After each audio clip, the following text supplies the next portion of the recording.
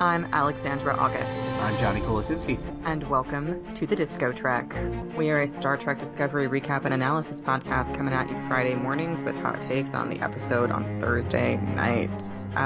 You can find this podcast on all kinds of social media. Facebook.com/thediscotrek, Twitter.com/thediscotrek, and wherever you're listening to this podcast right now. You can find me on social media at ALXAugust on Twitter. And I'm at Cycloptico, which is linked through our other stuff. Yeah, sure. We're not hard to find. We're not hiding. Today we will be discussing season 2 finale. Today we'll be discussing Discovery season 2 finale, part 2 of Such Sweet Sorrow. We've just finished watching about 5 minutes. I managed to watch it twice somehow. God bless West Coast timing. But, still reeling from this. I think this deserves just a 1-2 punch of your thoughts and my thoughts real quick overall. Overall, I loved any moments where we got the crews working together, and the spectacle of it was pretty darn great. But as a resolution for the season as a whole, hit and miss for me, honestly. I can see why, in certain aspects for sure. I may feel differently about this tomorrow because my pattern tends to be to either love or hate upon first viewing, and then I kind of settle down in the middle as I settle with the episode. But this for me was an unprecedented achievement in just Star Trek on television, period. Definitely had my problems with it, which I'm sure we'll get into, but on the whole, it was the most spectacular battle sequence, the longest one we've ever seen on Star Trek, on Star Trek, period. Yeah. None of the movies have come close to anything like this. None of the series have, and you could chalk that up to Star Trek not being a particularly violent or not as militaristic a series as, say, Battlestar Galactica, where, they're constantly getting into confrontations like this, but there are, we have had big, huge battle episodes and big, huge confrontations on season enders like this. Best of Both Worlds springs to mind, obviously. I was just tweeting about Basics today because Basics Part 1 from Voyager today, which has another one of my favorite battle sequences when, for the last third of that episode, it's the Kazon Nistrum attempting to neutralize Voyager, which is a really exciting sequence. But, and then also the wonderful Dominion War stuff when we get battles happening right outside DS9. There's a lot of that in Star Trek to like, but this I thought just topped it all in execution and length and the fact that we got a slice of life type battle, which is usually a lot of the action happens on the bridge and in exterior shots, but we got to run around the entire ship. We got to see turbo lifts be broken up. We got to see people sucked out into space, and everything was going haywire everywhere. It was we got to see this fight from a lot of different perspectives, and that made it very exciting. That was new to me. So all in all, I really enjoyed it, and I don't think that I'm not gonna have the problems with the episode that you had, but I think that overall the execution of such a cinematic confrontation have made me pretty mollified. This is by far the best looking battle we've seen on Star Trek, hands down, including the films, the new films. And I think generally Star Trek ship-to-ship combat has been naval. It's been two big-ass boats shooting at each other, moving, as they do. Floating menacingly. Yeah, floating menacingly at each other, and, 2 movies in, Khan comes up with the idea of what if we go under them.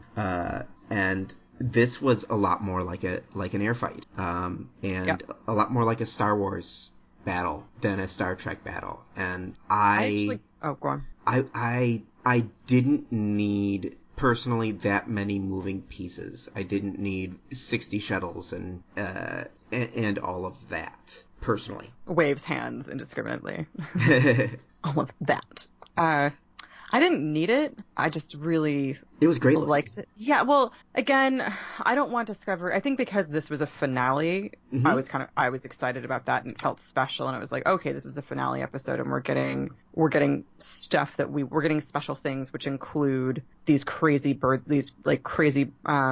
points of view from Spock's shuttle as we're watching Burnham weave in between these tactical maneuver shuttles, which were also new. And so that felt just kind of just special and exciting because it was a finale and kind of gave more weight to everything. But another reason I liked it was because as much as I like Section 31 to show the Federation's dark side and their prowess at intelligence, I liked this because the Federation is also a very strong military power. It's extremely diplomatic and treats people nicely, but one of the reasons they managed to maintain their position as long as they do is that they have a top-of-the-line military, complete with top-of-the-line equipment and top-of-the-line defense mechanisms, and we just don't get to see that stretch too much, or we don't really get to see evidence of that too much because Star Trek is ultimately a show about science and exploration and peace, and it's not Battlestar Galactica, which is I got that more than I got Star Wars because of the sound the control ships made sounded like Cylon Raiders. So I enjoyed seeing Starfleet flex in this episode, and I liked seeing all the different I liked seeing all their different technological abilities and offensive abilities on display. That's just like I said, a muscle. That's a flex Starfleet doesn't really get to give all the time, and I don't want it all the time. Like, I don't need to see something like this for a minute, for several seasons, maybe if ever again. This kind of stands alone. And given that it's literally changing the paradigm and the premise of the entire series to a degree, I think it winds up being sort of worthy of that and earning that. How did you so the end of this episode sees, like I just said, the premise of Discovery essentially being overwritten if you believe that there was never any plan to backdoor Discovery into canon in this way. I kind of held out hope when Discovery first came on the scene that I was like, oh, they knew, Discovery is a ship that never happened, and they're going to at some point tie that in and erase this ship from the annals of Federation history. And that premise really, really intrigued me. But as season one and season two went on, it kind of seemed like they just weren't going to move in that direction. We were just going to have to deal with this sort of tacked on canon, which I think we all sort of eventually accepted. But they didn't do that. They've now bounced Discovery into the future. They've made it very clear that they've made the reasons for why we've never heard of this ship before very, very clear. And how do you feel about just that result? Not necessarily how they got there, but how do you feel about the fact that Discovery's in the future and they've smoothed over canon to a degree? So much of new Federation history came from Discovery and its crew. Michael Burnham was infamous in the Federation in that prisoners knew her as the woman who started the Klingon War. And we've now gone to, but let us never speak of that again, regarding a good chunk of the crew of the Shenzhou. So I think that they retconned a little too hard for my liking. I'm kind of with you on that. Like I said before, I'd been hoping and praying kind of from the beginning that that Star Trek Discovery would be eventually somehow timey-wimey or alternate universe erased from our history. I kind of thought we'd do that with the Spore Drive, and there would just be something that happened where they wind up, we get to see the arc of their story, and then their arc is just erased from history. And this clearly wasn't that. This clearly was okay, we're shifting direction and we're sandwiching this in. So it's kind of another case of, I like where we got. I don't love how we got there. It was a little too, what Johnny and I are referring to, I think, is sort of a lot of things, but the very end in which Spock gives a list of reasons clearly addressing a lot of the canon concern fans have had, which is here's why we don't talk about Michael Burnham. Here's why we don't talk about Discovery. We're not going to mention the Spore Drive because somebody's going to get a bee in their bonnet about creating a Red Angel time suit. So we need to just not mention this ship at all and strike it from the records and not ever bring it up, as if that would work. And then in his personal log, he says that he and his parents have agreed to never speak of Michael Burnham outside their family, which ultimately feels a bit silly to me. I believe that Spock would be committed, could have the level of commitment that he would need to never mention a sister. It just seems kind of a lame way to get there. As I think we both said on this podcast, Spock never mentioning a sister is entirely in character for Spock. You believe that more than I do, though. Because he never mentioned Sybok. Yeah, but that's not why he never mentioned Sybok. Let's not pretend Spock's reticence is the reason for Sybok not existing until Star Trek V.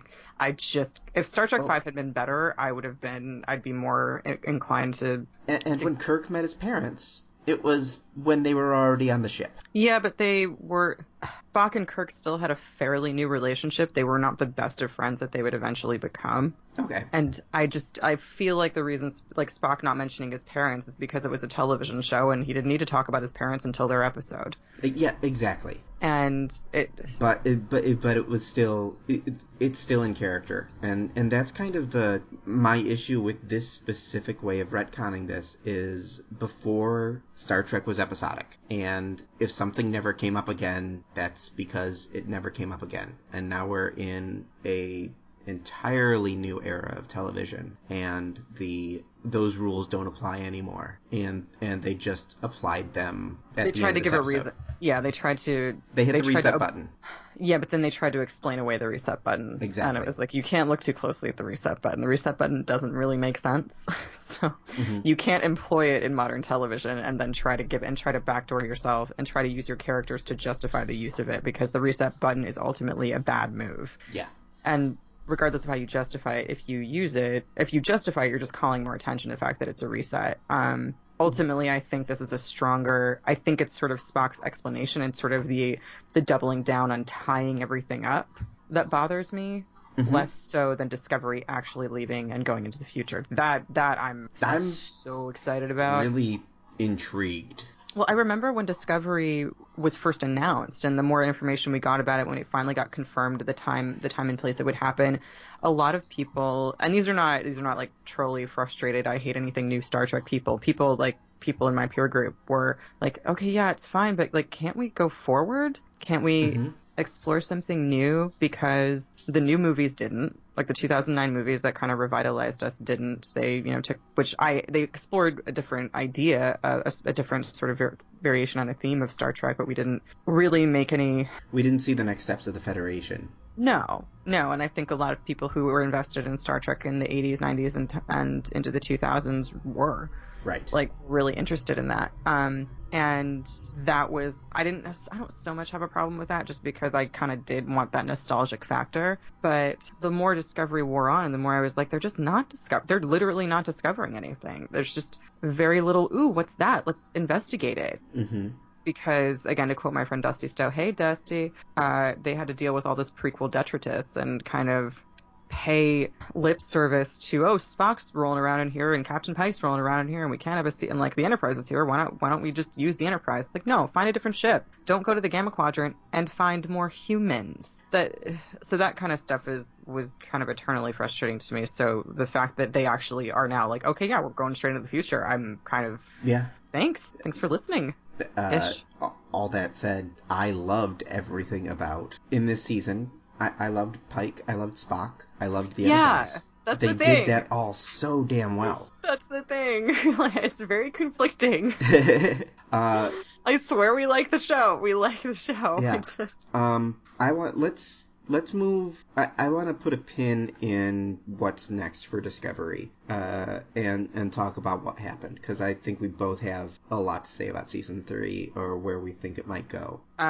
This season 3 as a whole feels. Oh, I'm sorry. No, I'm sorry. Never mind. Season 2 as a whole has kind of felt like the mine train ride at the end of Temple of Doom.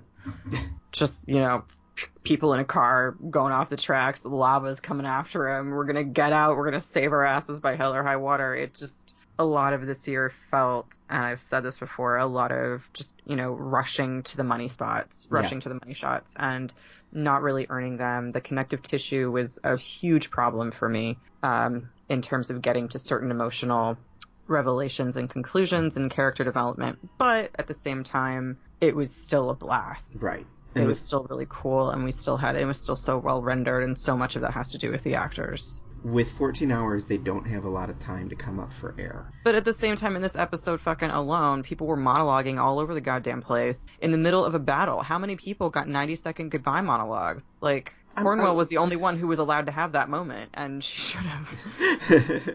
But Spock and Burnham are sitting there staring at each other and which was ultimately a wonderful scene between the two of them when she gives him that advice. When they have their final conversation, when he realizes he can't take the shuttle and follow her, and they say their final goodbyes, and that was great. But Stamets and I shouldn't say Stamets and Culber. I'm trying to think of another example, but it just felt there was a lot of talking this episode for such an urgent battle when like, it was like there'd be like this sort of like long emotional monologue, and then all of a sudden we'd cut to like Owochkin being like, shields are down to 5%. And you're like, and falling fast. I'm like, why aren't you exploded yet? Well, I can't disagree with any of that. What did we think of losing Cornwell? I was surprised and I don't know. Okay, so people absolutely adore Cornwell. She has a huge fan base online, and I think that she's great. I never found her character as dynamic or exciting as, say, Georgiou or even Janeway, though I could appreciate the tradition in which that character existed. And I like, it's not like it's not that I don't like the idea of Cornwell, and it's not that I don't think Jane Brooke was great, and it's not that I don't like her. I just was not cheering every time she came on screen, except like kind of during her early stuff with Laurel in the first season. But I don't feel like she got that kind of stuff, that kind of juicy stuff to do this year. And so when she died, it was noble, but it had come off like 3 episodes of Pike making a noble speech every other scene. And at that point, because I just wasn't so engaged with her character, it was beautiful when she was kind of eaten by the flames of the photon torpedo. And to quote Larry Nemeczek, that is one hell of a blast door. But it left me feeling like, it was honestly like I've probably 3rd or 4th on my list of exciting moments or resonant moments from this episode was Cornwell's death, which is kind of a shame. To me, I liked it a lot. It is a sacrifice that I don't think we've ever seen from an admiral. No, and it's very emblematic of Starfleet values. Like, one of the things I liked about this episode was the idea of self-sacrifice combined with the idea of the disco crew terrified but willing to go literally somewhere no one has gone before. So like those 2 threads of values through the episode, I think, were very represented. And I agree with you. Cornwell's death was just that part of it. And it's an admiral. It's a side of an admiral that we haven't seen. Like that by the 24th century, all of them but Admiral Ross are shitty. So yeah, they all have desk jobs. They're not out doing stuff unless it's to, take command of a ship.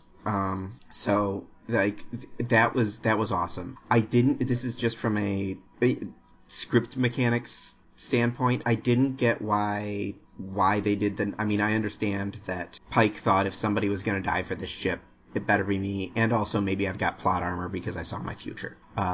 But let's trade it out for number 1 and Pike, rather than just have number 1 be the one witnessing the death, or Pike being the one that went down there the first time. It was a really weird choice for me. I'm confused. I'm not sure I understand what you're saying. So number 1, if from a script standpoint, number 1 and Cornwell were down there. Cornwell decided, and when there's no way to save it, Pike and number 1 switch seats basically, and that just. Yeah, I agree with you. It didn't make having Pike be the one to see the death didn't seem essential to me.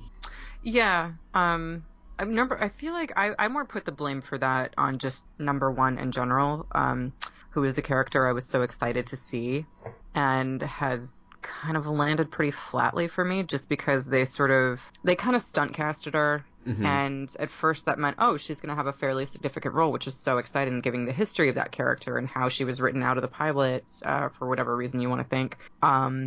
And she, like Pike, I kind of had hoped, it was like, she's going to get more of a backstory. We're going to see more of their relationship. And we really didn't. She was just sort of like a nostalgia ornament they would, dangle in front of our faces anytime the Enterprise came there to up. be a badass. Yeah, and so I didn't find her to be that dynamic. I don't dislike Rebecca Romaine, but in terms of caliber of actor, I don't think that she's at the level everyone else is on this show. And I didn't feel like number 1 had that much of an inner life. She was pretty just sassy and on it. And that's she didn't have much time for that. We didn't get enough of her. So I think all of those variables combined to make number 1 just not a character she never seemed particularly scared during this entire thing. Yeah. And it's not, I can understand her not obviously you don't want to show fear while you're in a leadership position in this kind of situation, but there are ways to convey the stakes of the situation. And at no point did I feel like number 1 wouldn't have been out of place on the Enterprise D investigating an accidental torpedo that was in their hull. Who was like, we should probably fix this. Get an engineering team on it. And so having Cornwell's death having Cornwell's last scenes be with her, a character we'd not really seen her do much with. I almost wish Laurel had somehow been involved in that. Well, seriously, I mean, she's fucking there. I'm much more invested in the relationship with her and Cornwell than I was with even Pike and Cornwell. Like, Cornwell and Lorca had they worked so hard to give subtext to the Cornwell-Lorca relationship. And we just get the feeling that Pike and Cornwell are coworkers and peers and good friends. And have a mutual respect for each other as opposed to a relationship. Yeah, and like, because who doesn't like Christopher Pike? Like, it would be right. weird if somebody didn't like him, because how could you not like him? And so all of those factors combined, I think they wanted more from this Cornwell death than they actually got, I suppose. I'm gonna disagree with you a little bit on number one as a whole. I thought that her being spunky resident badass was fine for the time she was given, and enjoyable. My only issue was that I wish that the show wasn't in on the joke of we don't know her name. Of, you know, in my personal headcanon, and people can beg to differ, it wasn't a nickname. It wasn't a name that everyone used. It was it was her nickname for her title, and and Commander would have been just fine. Well, and from Cornwell. Only the captain calls the first officer number one. Yeah. It's his number one. It's not like Geordi's rolling up to Riker being like, hey, number one, when they're playing poker. That's not how that works. Yeah. Again, like last week I was really into her, like just into her being incredibly good at her job. And this week I was like, okay, like I just need more from you, because it was like she got too little time, and then she was a pretty crucial part of this battle, and it's like, well, we have so many people that we're dealing with, and now we're making number one a key component in this huge season-ending confrontation, but she hasn't really earned her place there, other than just by the legacy of the character. So that was not something I loved. I think the stakes of that scene would have worked a lot better on Discovery. What do you mean? On the show. Yeah, totally. Yeah, I agree with you. Yeah, if it had been Tilly Ann or Tilly and Detmer. Yeah, exactly. Tilly and Cornwell. Oh, I see what you're saying. Oh, yeah, I agree. We would have believed that, hey, it's possible that we're going to lose Discovery in a way that we wouldn't believe about the Enterprise. Exactly. And I hadn't thought about that till just now, but I think that, and we would have had it with someone that we have an established relationship with. Exactly. As an audience. Exactly. That said, pour one out for your girl. Yeah. Like, that said, I had I thought the Cornwell herself, phenomenal. Jane Brooks amazing, and Cornwell is such a beautiful character. I love how, looking back on the season as a whole, the past two seasons, how well they integrated her background as a psychiatrist or a psychologist, I can't remember which one she was, how well they integrated that background into her character and how she approached her job. I thought that was a good, kind of a nice tip of the hat to Deanna Troi and the importance of a mental health professional in environments like this. And I feel like I get kind of frustrated with people who like to rag on Deanna just because I feel like the very symbolism of her character being on TNG is pretty progressive and pretty groundbreaking, and I think she gets a lot of flack for being the person, for Marina Sirtis being the person they needed to show some sex appeal. Yeah. Which she didn't really have control over. Anyway, but so I liked the fact that Cornwell sort of continued that tradition of Starfleet being aware of the importance of mental health and instituting it into its infrastructure to a degree. And Cornwell was such a great example of that because she actually used her background as a mental health professional to aid her in dire situations, like getting Ash Tyler to snap out of a PTSD flashback, or figuring out a way to communicate with Laurel because she can, engage in empathy with this woman and find a common ground and analyze her opponents from that standpoint. And just her relationship with Lorca too. Well, I don't know. I don't want to start on that because the fact that she slept with him while he was low-key being her patient was a little bit weird. But anyway. Yeah. But we talked on that quite a bit last year. We did. But I want to talk about something that we both really liked. Okay. I'm wondering, how did you feel about Ship Klingon? I liked Ship Klingon a lot. I don't know what Ship Klingon it was, and that's because it wasn't the D7. It was a Cleve. It was a Cleve ship. It was a Cleve ship.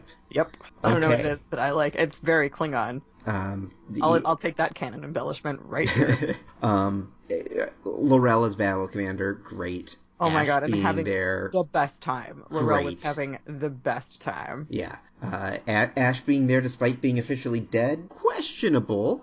That's an excellent point that I had not thought of.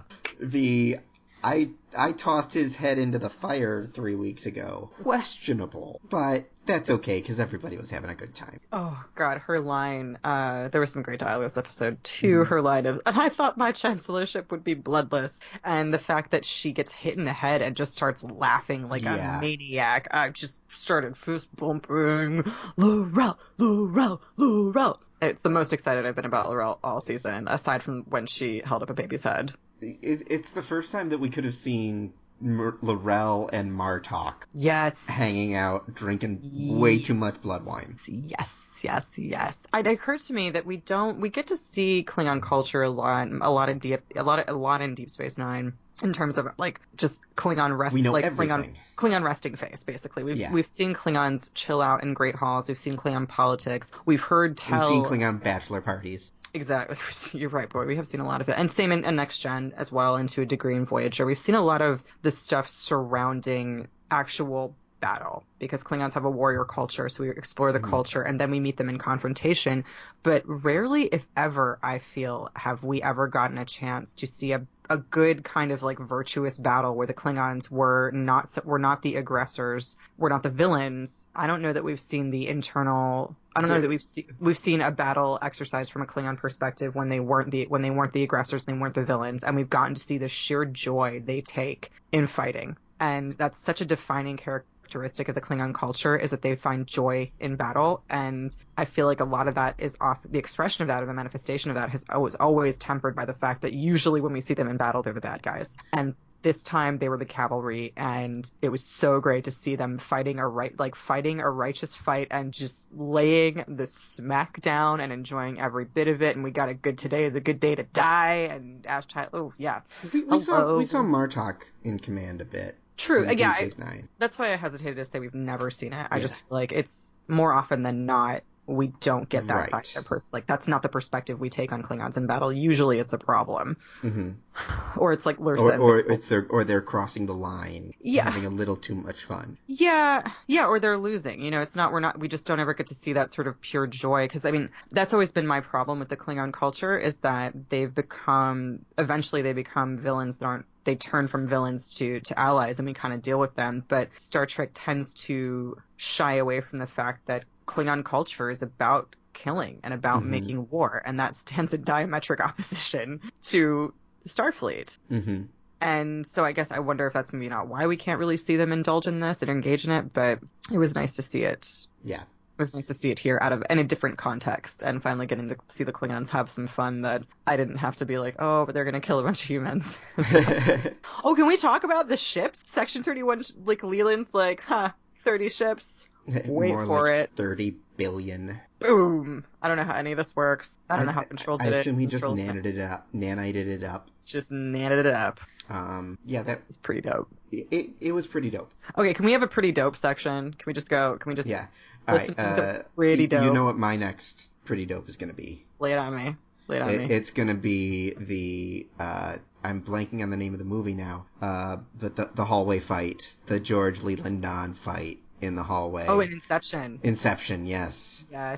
Yes, the anti-grav fight. When the minute somebody was like, anti-grav's off, I was like, ooh, they're gonna fight on the ceiling. Yeah, I wasn't sure if it was gonna be doing those the rotation thing, or if we were just gonna see Michelle Yeoh do some wire work, because that was phenomenal. It was just like, okay, I think we mentioned before or alluded to, there was a complaint I had about this episode that will probably bother me more as the week goes on, is the fact that we got a lot. Johnny and I spoke about this before. This Such Sweet Sorrow felt like it was 1.5 episodes stretched into 2. And the scene and what I'm specifically referencing is Giorgio, Leland, and Non. That whole confrontation felt kind of cat and mousey and unnecessarily so. At one point, Giorgio shoots him in the head and does damage, and then just watches him as he repairs himself and runs away. And I was just like, keep shooting. Keep shooting. And then when she finally leads him to the spore chamber and then magnetizes it, which great shout out to X-Men 2, I loved that whole thing, but it didn't need a commercial break, or it didn't need to cut away.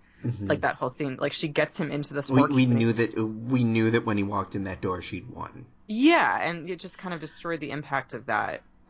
I'm gonna disagree just a little bit, because apparently that's what I'm doing this episode, and say that I did love Michelle Yeoh just having the time of her life being a Tyrion, watching him suffer. Dude, when she just starts laughing and giggling at the end, with her face covered in blood. After getting the shit kicked out of her, and she's still standing. I would have paid $1,000 if she would have just gave a line reading that was too much iron in your blood. I would have exploded into 1,000 pieces. And then, if that reference is weird, if you guys have seen X-Men Last Stand, at some point, Rebecca Romijn meets Magneto is in prison, and he obviously is surrounded by plexiglass, so his powers are useless. And Mystique visits one of his guards and seduces him, and then injects him with, I guess, an iron supplement. And so when the guy comes to give Magneto his breakfast, Magneto pulls all the iron out of his blood and kills him. Not unlike what Giorgio's clearly seen the X-Men series. Obviously. In the Mirror Universe, there's 9 of them. Oh, wait, that's ours. And Brett Ratner directed them all. Yeah. Wolverine Origins got its own 4-movie deal. It's a box set. Yeah. I loved Leland and Giorgio's conclusion, and I loved that fight. I am definitely with you there. My other that was so dope was just Giorgio's banter with Non. I thought it was a little contrived, but they sold it so well, that relationship. When Giorgio asks Non, like, do you want to help me make him scream? What does she say? Like, yes, please, or something like that? She's just super into it. Like, both she and Non have similar brutal sides, which now that Giorgio is stuck on Voyager, reminding me very much of... on Voyager? Stuck on Discovery into the future, reminding me very much of Seska. Yeah. I feel like she's going to have a buddy now. She and Non will, like, work out in the gym. Non's an interesting character to me, because we don't have a good read on Non. Like, but I feel like Non has a good read. Non has a good read on Non. Pardon me, Rachel Ancheril is the actress. I think she's nailed the character. Whatever's going on, you can tell that character is rooted in something consistent and something real. She's created something with having not been given a lot. Yeah. And I think that's telling to her skill. That's exactly what I mean, that she's interesting in that we don't know a lot about her, but there's a lot of information, there's a lot of subtext there, it seems like. Yes. So I'm excited to see more of her. I was worried that we were going to be on our 4th chief of security. Did you see I thought that she got sucked out of the turbo lift pole anti-gravity thing, that ceiling was dope. spot. That was pretty darn dope. That was also pretty darn dope is the remind me never to say pretty darn dope again. That's the most Johnny Co thing I think you've ever said. It was pretty, but also seeing the emergency bulkheads, pretty dope, because we hear about stuff like that, but given the other shows didn't have the kind of budget Discovery has, we don't get to see a lot of emergent, there's been a hull breach, but secondary hull is holding, or secondary bulkheads are holding. We've never gotten to see that, or at least I can't remember when we've never really gotten to see that kind of technology and that kind of mechanism filmed.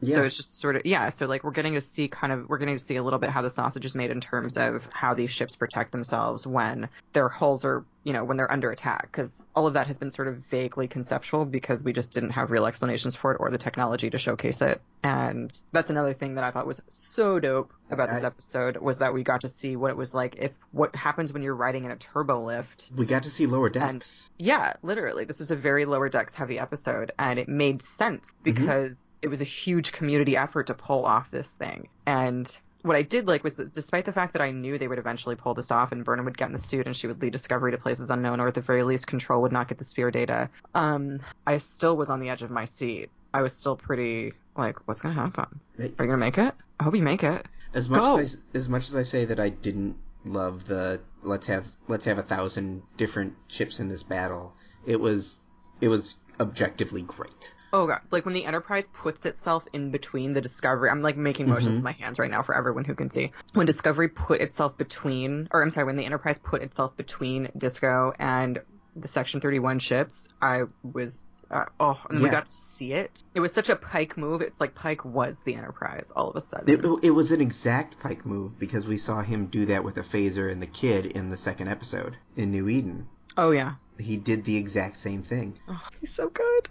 I think we're gonna get more Pike. I don't see how they couldn't. I don't see how they wouldn't take advantage of that. Yeah. I would like some Pike movies though. I don't want a series. A 6-episode miniseries would be great. Yeah, I'd be down for that. Maybe culminating in the handoff to Kirk. Ooh, that'd be.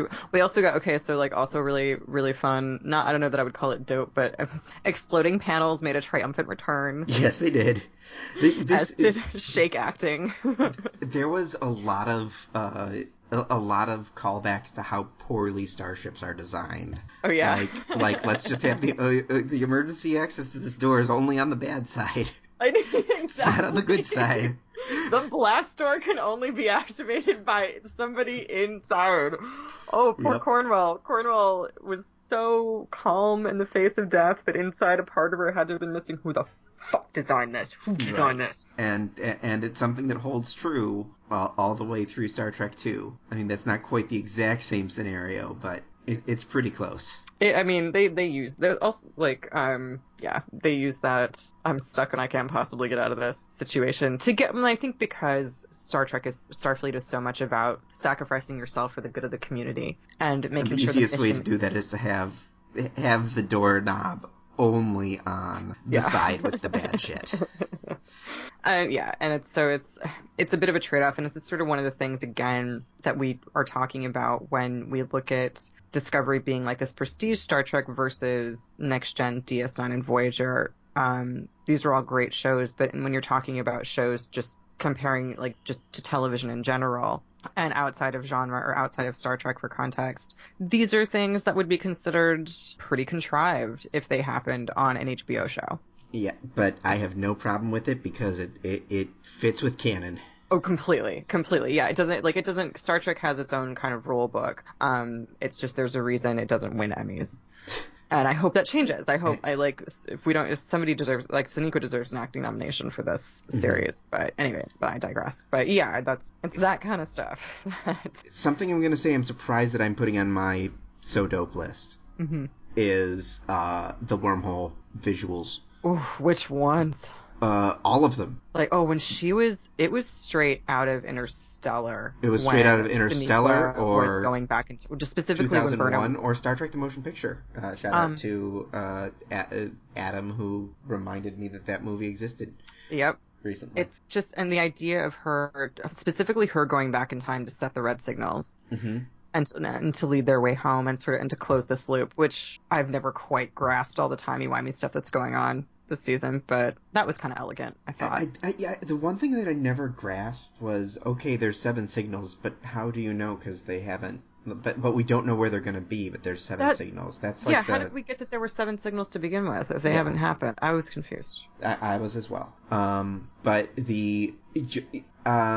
when Alex and I were doing our pre-show discussion, I said that I thought this episode was long, but at the same time, I loved the time they took to make the wormhole weird in a throwback to classic science fiction way. I thought it was phenomenal. I think you're exactly right. And again, as much as I love my big middle 3 Star Treks, TNG, DS9, and Voyager, they were more concerned with I feel like those series, and probably a lot to do with budget, was less concerned with more conceptual, really out there sci-fi than it was with showcasing progressive values and ideals in a sci-fi package. And I think that's also been kind of Star Trek's particular brand. It's not, it's not Interstellar. It's not 2001. Yeah, it's not 2001. It's not we're on the edge of our it's a pretty good analog for the way things are on Earth. It is about exploring a final frontier, but not really. It's us but better. Exactly. And so when we do, and I feel like the movies tend to attack that kind of ambitious storytelling and ambitious, chewy, complex, or those ambitious, what's the word I'm looking for? Conceptual concepts. Yeah, those really, really kind of high-minded scientific sci-fi concepts that kind of require you to sort of have a rudimentary understanding of quantum physics and stuff like that. Star Trek tends to shy away from that, and I really loved that they didn't, at least visually this week. I am obsessed with Burnham and her different like time jumps as the Red Angel. Just the production design on that, the graphics they used, the way they interpreted it, like, oh, it was so dope. It was just so dope. And I thought I would, just like I thought I wasn't like super excited for Spock, or a lot of the stuff we were promised. I was really not excited for Burnham to be her own Red Angel. But boy, howdy, did it work. Did they execute it well? They sure executed it real well. Last so dope from me is just Spock back in his Spockiness. Yeah. I really liked seeing him clean shaven and back in uniform. I thought that was a good way to end the season and to end his appearance on Discovery. I'm very with you on that, but for a slightly different reason.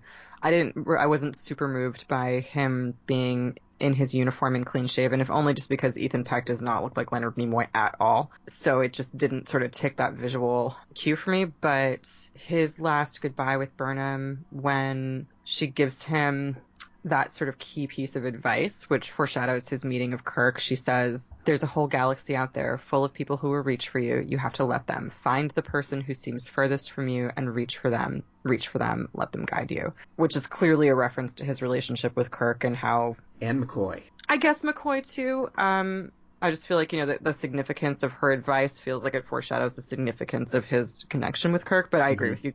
McCoy's even further away from Spock than Kirk is. I thought that was such a beautiful and poignant end to their relationship, the relationship between Spock and Burnham. I believed that she was a part of turning him into what he became on the Enterprise, or what he became on the original series. And so when he did kind of change into that uniform and walk onto the ship, it wasn't visually that I was like, ooh, this is our Spock. It was more like it was that and a combination of everything that led up to it. I really feel like they penned a very good arc for Spock, getting him to the point where we first met him, and there was a sense of completion to that I found really thrilling. And it was so, oh my god, when they said, like, when they did the live long and prosper, and they said goodbye, and we got to see small Spock one more time. Yeah, small Spock. I lost it. Never mind. I lost it too.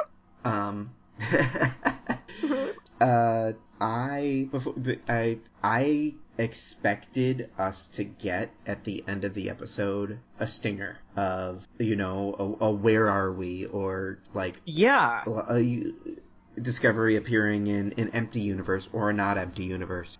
And surprisingly, I'm really happy we didn't. I felt a little. I disagree. Why are you happy we didn't? I disagree with that, but I'm curious to know your reasoning. Because last season, I wanted to say last week, last season we ended on It's the Enterprise, and what? Oh yeah. And I think that the mystery is already there for us, and I didn't need more of it. I didn't need them to throw one last final twist to make me excited. Okay. And I feel like they owned that and did and said, okay, what we've given is good enough, and if we marvel it and add something, after the credits or whatever, it's gonna tie our hands, and it's going to detract from the mystery we've already built. I'm with you there. I didn't need like a surprise. I didn't need something this season that determined the story next season at all. I would have liked to have seen Discovery end up wherever it was they were and just get a moment of where are we? Mm-hmm. And then kind of getting that sort of like appetite whetted for next season and just the unexplored nature of it all. That is also how we ended the mid-season break in season 1, though. Oh, with the that's mirror true. universe. That's true. Yeah, I can tell you I felt just a little bit, I felt a little bit shortchanged. I don't know if there's a solution for that. But yeah, I don't know. I would have liked one shot of that. But it really was, mostly I think it's because they have no fucking clue what they're going to do next season. So I think they've got an idea. not enough that's broken down to film something. I don't know. That's armchair criticism right now. So I'm surprisingly excited for Ash Tyler's Section 31 more than I would have been Giorgio's Section 31. same here. And I didn't know that is the biggest surprise for me Right? of the entire season. That's the killer twist, is that if you were to say, Johnny, you're going to be really looking forward to Ash Tyler running Section 31, that's and totally okay with losing Michelle Yeoh from it, would have given you an odd look. Well, because there was no way Michelle Yeoh was going to be involved with Section 31 and somehow not turn it into the space mafia. Right. And I would not have believed that had Giorgio at some point like gained a soul and figure out how to like live in gray areas and create section. Like it just didn't. I think it also just would have been too much Giorgio. She needs to be. I like her when she's in a context that is in opposition to her. So I like her when she's a fish out of water. She's way more entertaining. Plus, we're gonna get to see Burnham's two moms. We are gonna get to see Burnham's two moms. So the idea is, do we think that Kima Greggs is in the future somewhere? Because she's on Terra Elysium. Well, she's in the future because she got pulled back that one last time. Well, it's supposed, I think, to Terra Elysium. To Terra Elysium, yeah, exactly. Okay, neato. So she's there. Whether there's anyone else there. Yeah, them calling Terra Elysium like, oh, it's a safe haven, so we have a place to jump. Do you? That's a long time in the future. Well, no, they know that it was a safe haven for Mom. for her. That's right. So it'll be interesting to see, like, is this going to be dead universe still for some reason, and they've got to solve that mystery? Is this going to be the Federation is entirely wiped out, and they've got to start the Temporal Cold War? Is it going to be everything's hunky-dory? Well, I like the idea of them just being in the Gamma Quadrant and maybe, like, unable to get back to Federation space and unable to figure out what's going on. So for a while, we're just exploring futures. Ooh, or maybe when we get there, they'll do a time jump and because it'll just have been the Discovery hanging out on this planet. It'll be the crew having hung out on the planet for like 2 years and putting down some roots. Like in season 3 of Battlestar. Or in, I think, season 3 or 4 of Desperate Housewives. Oh yeah. I love that episode where, they show up on a random planet. And Lynette Scavo tries to get her kids into college by hiring a private tutor. That's illegal. Oh my god. Part of me wishes we did just a general pop culture podcast so we could talk about the college admissions scandal, because I cannot get enough. We'll add it to the list. I've got time. Yeah, so that's kind of what I've got for this episode. We haven't talked Stamets and Culber, but I guess they're back together. They're back together. I'm happy. I don't care. Yeah. And Reno's on the ship.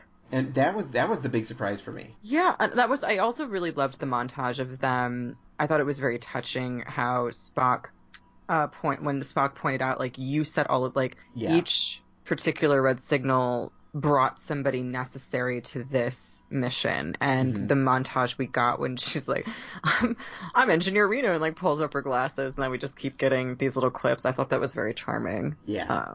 And the score, one thing before too, the score for this episode was phenomenal. Like, specifically when Burnham is about to launch, when she gets into that runner's crouch and is about to follow Spock out of the shuttle bay. There's also something so fucking scary about flying through space in a suit. It's just, space is vast, y'all. Yep. I would love to go to space someday. I'm staying in the car. Not doing a fucking spacewalk. Not that anyone has asked, but... Yeah, but if they ask, you've already said no. NSA, if you could tell SpaceX and NASA, I'm not interested in spacewalks. Alright, I'm sure they're listening. I'm 100% sure they're listening. I don't know, who knows. What did I interrupt you? What were we talking about? Desperate Housewives. Oh yeah, college. Stamets and Culber. Don't really, like, I kind of expected that to be the end. I like them. I didn't need the tease and the return. Yeah, I kind of think this is the best they were able to do with it. and it was so good on a lot of levels. But I was so praying that when Culber snaps into Stamets' view, that it was a dream, and that he was just having like a coma fever dream, and Culber didn't come back on the ship. I don't think they could have done that to people again. I agree. I think, I don't know. I would have loved this sort of like, I would have loved a little bit more separation from them, but I think I'm totally in the minority. And obviously, if the ship is going permanently into the future, there's no way for them to carry. There's no way for them to extend be that pen pals for a minute. Yeah, exactly. So I get that couldn't happen, but part of me was just, I just wanted that to have been a dream, and for him and Stamets to sort of to be a little to literally be star-crossed for a while. But I guess they already were, so. Yeah, they've been quite star-crossed already. But again, another fucking monologue when we didn't need to have a monologue. Stamets has debris sticking out of his chest and is bleeding out and was put into a coma and is like convulsing and staring at Culber as Culber launches into a monologue about he's his home and he'll never leave and we're family. And I was like, girl, just fix him. You can I'm do gonna this put later. you into a coma so you don't interrupt. He's not going anywhere. Please take the metal out of his chest. So he doesn't go anywhere. Yeah, my goodness. Oh, but I'm glad that I'm really excited to see their relationship progress in the new season. Yeah, me too. Though I'm kind of sad that we're not going to get any more of like Anger Culber, because that was hot. I enjoyed him threatening Ash Tyler, and right now in retrospect, I thought we were going to get something more from that, and god damn it, we didn't. I thought we were going to get more from Culber and Tyler, and we just got that one delicious scene, and there wasn't any more. Mm-hmm. I feel a little shortchanged, which is surprising when I say that in context of Tyler, because the entire season I've just been like, why are you here? Yeah, and now it's, why didn't you do more? Yeah, like, why didn't we get more of you?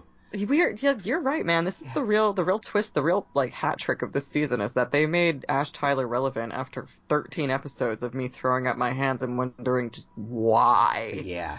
You don't belong here. I love your hair. You're such a good actor, Shazad Latif. But then he Han Solo'd it up and it was great. It was pretty great. I also liked his like high collar coat that he was wearing with that in the meeting with the faceless admiral. Yeah, I that was one thing that was like, why is this admiral faceless? Are we going to see? Is it going to end up being somebody that we know? Is it George Kirk? Is it like is it I know Grandpa Riker? And I was like, what actor from this era would be recognizable as somebody from that era of Star Trek that they could like surprise pan to? And it did not work for me. I feel like it kind of set an expectation that the camera was going to pan around and it was like going to be Leland and he would have like, I don't know, somehow hypnotized everyone into thinking he looked like someone else. I don't know. Or it was going to be one of the temporal investigations unit guys from Deep Space Nine. Yes. Oh my god. Oh my god. I would have given it a standing ovation. Hands down. That's kind of what I've got for this season. I want to see more people blown out of hull breaches and then see more secondary bulkheads. Yeah. So season 3 notes, more deaths. Alex wants more deaths. Just so I can see the ship dudes thing. Yeah. I have, like I said, I've got no predictions, no expectations. It's either going to be a brand new Federation / brand new galaxy, or it's going to be still empty and we don't know why. So either people or not people. That's my prediction. Yeah, I'm really, really curious to see that now that we have a show that has a very clear vision and a very clear premise, has a bit of a clean slate. And it has a showrunner who's been working on it for the past 2 seasons. I believe Michelle Paradise has been with it since the beginning. Mm-hmm. And now there is a singular showrunner. We have a much more streamlined perspective running this show. I am very, very, very curious to see what happens. I'm impressed. And I think I'm really curious to see a fan reaction to this decision, to this development, and also come time for season 3, I'm really curious to see how fans like it, because I think CBS is traded on nostalgia when it came to this Star Trek. I mean, hard. Yeah. And there's going to be a dearth of that coming up. That depends. We've got Section 31 series. I just mean on Discovery. Oh, yeah. Yeah. Oh, yeah. We've got the Picard series. Like, the only danger for me is that I'm not going to give a shit about Discovery once the Picard series happens, because I'm so in love with that. That's probably overstating. But did you see they cast Alison Pill? No. Yeah. Big casting news. Do details? They cast Alison Pill. Okay. And Alison Pill is? Alison Pill is a pretty exceptional, pretty well-known actress. She has been on a bunch of television. She's all over HBO. She was on a season of In Treatment. She was on The Newsroom. Okay. Maggie Jordan on The Newsroom is probably her. It's the role I remember her from, but she's worked quite a bit since. She's definitely a face. She's extremely talented. She is definitely a face you recognize. Mm-hmm.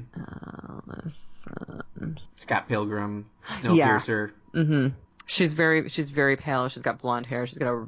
I say this without a shred of nastiness. She's a very, very, very big forehead. She's very. She's the opposite of cherubic. Yeah, she's been on American Horror Story. I did not see that. So, and her season, I think it was like this. I forget what season it was. I think it might have been Apocalypse. Anyway. And they also. I don't. Oh, and she was Mary Chaney in Vice. So yeah. Oh yeah, that's kind of a big pull right now. Do we have any recommendations this week? Star Trek: The Motion Picture to compare the visuals. Mm-hmm. I did just tweet about Basics today because I was thinking about it, but I think Basics Part 1 is a really good example of an elongated battle with a lot of different moving parts rather than which we don't get a lot of in Star Trek. It happens after Voyager's been kind of chased by the Kazon and harassed by them the entire second season and for most of this episode, and the success of the Kazon hinges on a couple of different factors, one of which is the twist that Tierna, the captive, plants a suicide bomb at himself and blows himself up. And the fact for the entire episode, the Kazon have been attacking like secondary systems, which Janeway realizes way too late includes the self-destruct sequence. So there's just a lot of factors that go into the ultimate conclusion, which I thought was very similar to Such Sweet Sorrow, given the amount of moving pieces that we had to pay attention to that all contributed to the overall success of the mission. Mm-hmm. From like Tilly in the Jeffries tube rerouting the shields to Reno powering up the time crystal to them building the time suit to Burnham traveling back in time to the tactical raiders or whatever they were, like haloing her and protecting her. There's just so many different elements of their success, and the Basics says a lot of that too, even though the outcome is not as positive. Spoiler alert. Yeah, I'm gonna say, for me, Star Trek: The Motion Picture had similar trippy sci-fi visuals, and Spock's death in Star Trek 2. Spoilers. There was another person dying behind a glass pane. Exactly. I didn't want to say it because I didn't want to sound like a naysayer, but you brought it up. So that's what I got. Also, recommend Game of Thrones. It's on again. We'll be talking about that for the next 5 weeks. I don't like that show, but I like this podcast called Got Thrones. Yeah. That you should check out. Yeah. It's nice because now some of the podcast episodes might be shorter than episodes of Game of Thrones. So you can save time. Maybe. We'll see. Maybe. It's season 8. That's rough. Yep. So we'll be talking Game of Thrones for the next 5 weeks on Got Thrones, a Game of Thrones podcast. And after that, we're going to be taking a couple weeks to sip chippers by the beach somewhere. Then... excuse me. Also, I'm sorry. Harry Mudd didn't go with them to the future. No. Well, we don't know that. Johnny. He still could be there. This. I hate this episode. I hate it. Worst episode ever. But we'll Okay. be coming back at you with Okay. some Star Trek deep dives.